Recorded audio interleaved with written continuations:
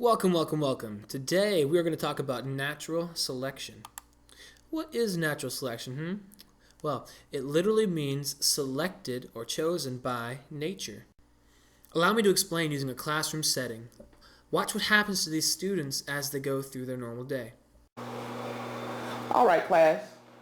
We've been talking about how to use the dictionary properly. And there are different parts to a dictionary. I want you to notice the words at the very top of the page, the words that are in bold print. Wake up, people, wake up. Here, detention. Detention for you, son. Wake up, wake up. And detention for you. Let's wake up. Now, let's continue with our lesson. Let's continue with our lesson. If you look at the top of the page, you'll notice the words that are in bold print. Those are guide words to help you know what type of words are on that page. Detention? Come on, man. What was that teacher thinking? If only her class was as cool as this podcast. Obviously, this is a teacher who does not play. So what can you do as a student? Well, you can actually adapt to your surroundings. You can change your behavior or modify your behavior in some way to keep yourself from getting detention. Let's see what strategy Natalie will use to adapt to her surroundings.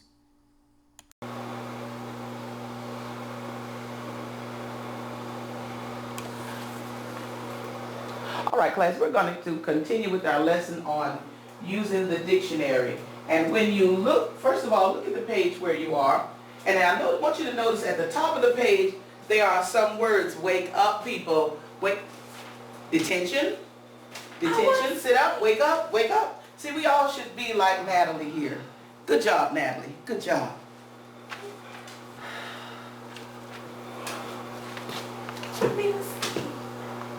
That's my fault. Yes, good job, Natalie. Natalie changed her behavior to better fit her environment. The other students did not, and as a result, they got detention, and Natalie escaped. So changing one's behavior in their environment is a very good way to survive. You can also have special adaptations or traits that are natural or part of your body, something instinctive that help you survive. That's what we're going to discuss next. Mother Nature selects the best and only the best to survive. And while she's not a real person, her effects are very real. Put very simply, survive and reproduce or die.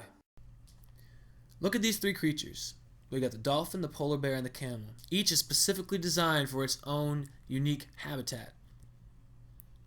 The dolphin's designed to swim through the water, act socially, and eat prey. Same thing with the polar bear. It's designed specifically to its habitat, to operate alone, take care of its young, and find food. And the camel is specifically designed to survive in a desert setting.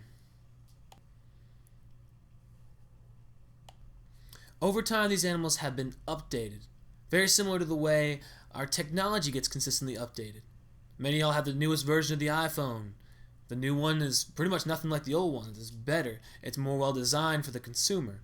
It's the same thing with these animals. They become better adapted, better designed for their habitat to live. It just doesn't happen. It happens over millions of years, thousands of years. Those that are best able to survive reproduce and pass their traits onto their offspring. That brings us to our key phrase in natural selection, which is survival of the fittest. Two of these animals would have trouble surviving in this aquatic environment. Which two would those be? The camel and the polar bear, obviously, because they're not adapted, they're not designed for that habitat or that environment. So they would not survive.